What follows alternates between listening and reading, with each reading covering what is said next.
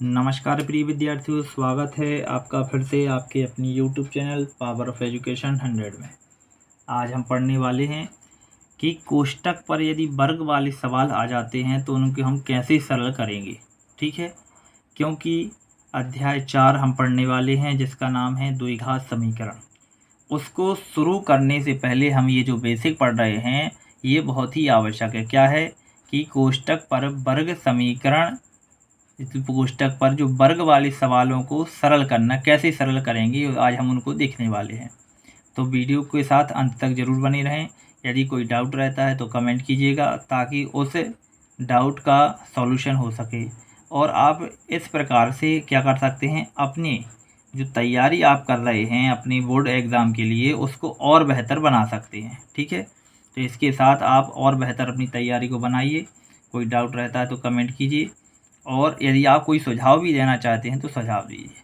हाँ, एक बात और है, इसमें जो आपका द्विघात समीकरण है इस अध्याय में, अध्याय 4 में क्या है कि आपको सरल समीकरणाएँ पढ़नी पड़ेंगी।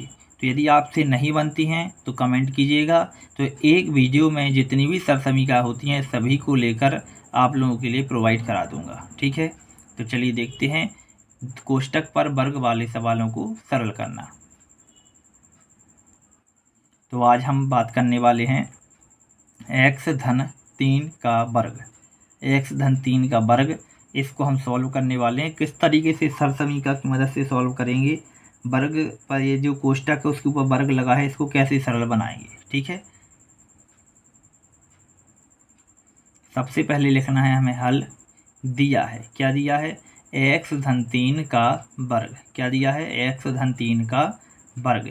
ये कोष्टक लगा के हम वर्ग लगा देंगे। वर्ग का मतलब होता है 2 की घात। ठीक है, उसके नीचे क्या लिखेंगे, सर्वसमीका। क्या लगाएंगे, सर्वसमीका।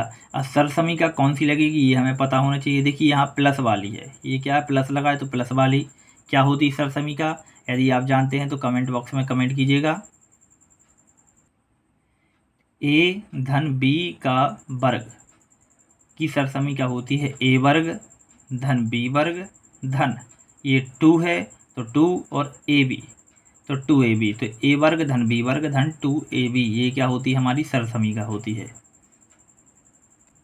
तो देखिए तुलना यदि करेंगे तो a बराबर x और b बराबर क्या हो जाएगा, 3 हो जाएगा। तो हम यहाँ मान रखेंगे x धन 3।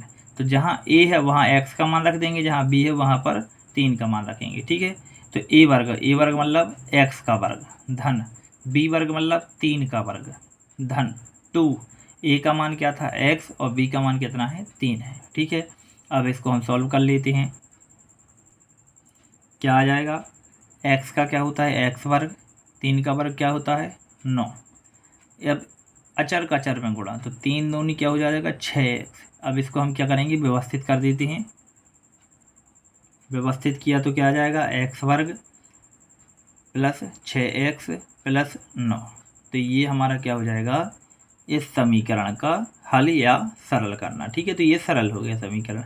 और ये क्या बन गया, एक ये बन गया वर्ग समीकरण। क्या बन गया, द्विघात वर्ग समीकरण। द्विघात का मतलब बता चुका हूँ, जिस पर 2 की अधिकतम कितने की घात हो, 2 की घात हो। ठीक है, सरसमीका क्या लगी थी इसमें, ये आप देख सकते हैं। और इसका हम विस्तृत रूप देखें तो ये रहा a धन b का होल वर्ग बराबर a वर्ग धन b वर्ग धन 2ab। इसका हमें ध्यान रखना है। ठीक है, a वर्ग धन b वर्ग, a धन b का होल वर्ग तो a वर्ग धन b वर्ग धन 2ab। तो हम बात करने वाले हैं, देखिए हमारा जो है, अब अभी हमने प्लस वाली देखी थी, अब हमें देखनी है माइनस वाली। ठीक है, x ऋण 5 का होल वर्ग, x ऋण 5 का होल वर्ग। तो जैसे अभी किया था व्यवस्थित करेंगे।